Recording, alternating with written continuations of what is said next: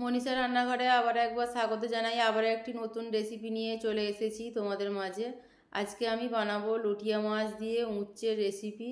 আমি কিভাবে বানাই চলো তোমাদের সাথে শেয়ার করব। আশা করি রেসিপিটা তোমাদের খুব ভালো লাগবে।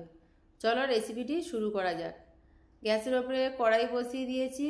কড়াই ভালোভাবে গরম করে নিয়েছি। তারপরে দিয়ে দিয়েছি পরিমাণ মতো সরষের তেল। তেল ভালোভাবে গরম করে নেব। তারপরে দিয়ে দেব কেটে রাখা উচ্ছে।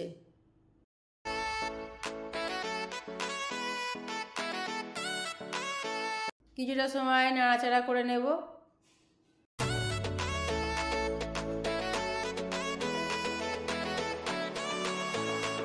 তারপরে দেব হলুদ গুঁড়ো সামান্য একটু, তারপরে দেব লবণ।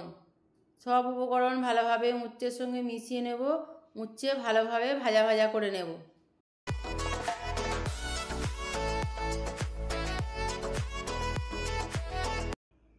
দেখো উচ্ছে ভাজা হয়ে গেছে, উচ্ছে উঠিয়ে নেব।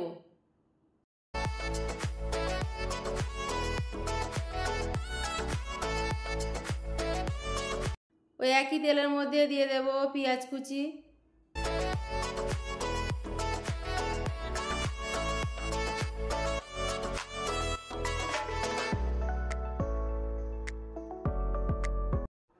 তারপরে দেব আদা রসুন বাটা।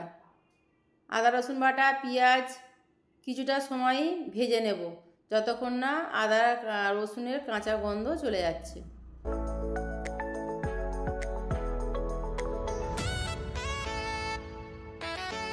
পেঁয়াজ আদা রসুন ভালোভাবে ভেজে নিয়েছি।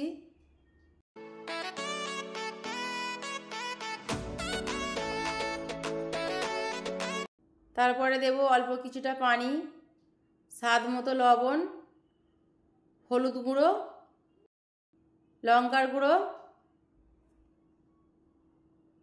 জিরে ধনিয়ার গুঁড়ো। সব উপকরণ ভালোভাবে কষিয়ে নেব।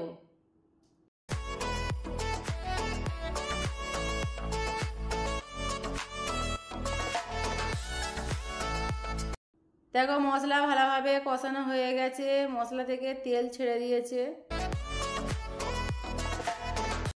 এবার আমি দিয়ে দেবো এর মধ্যে কেটে রাখা আলু। আমি এখানে আলু সরু সরু করে কুচিয়ে নিয়েছি। তারপরে দিয়ে দেব দুটো কাঁচা লঙ্কা। আলু কাঁচা লঙ্কা মশলার সঙ্গে ভালোভাবে কষিয়ে নেব।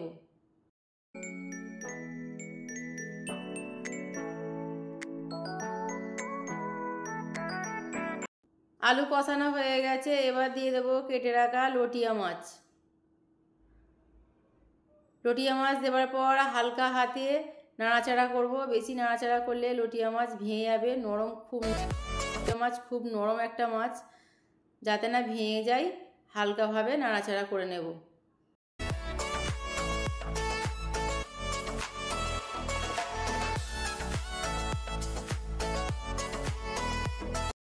তারপরে দিয়ে দেব পরিমাণ মতো পানি। সব কিছু নাড়াচাড়া করে মিশিয়ে নেব।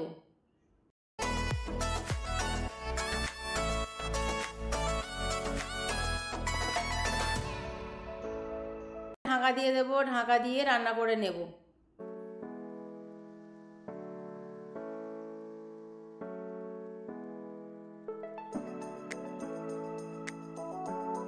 ঢাকা খুলে চেক করে নেব।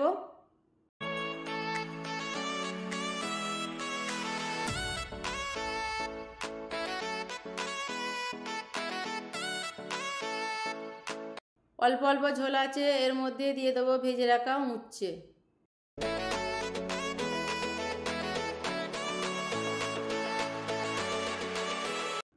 তারপরে দেব ধনেপাতা কুচি।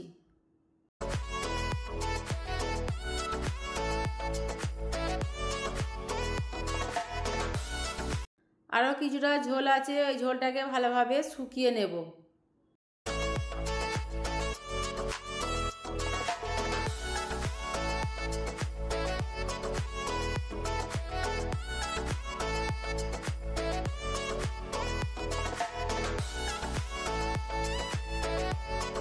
উচ্ছে দিয়ে লটিয়া মাছের রেসিপি তৈরি হয়ে গেছে, নামিয়ে নেব।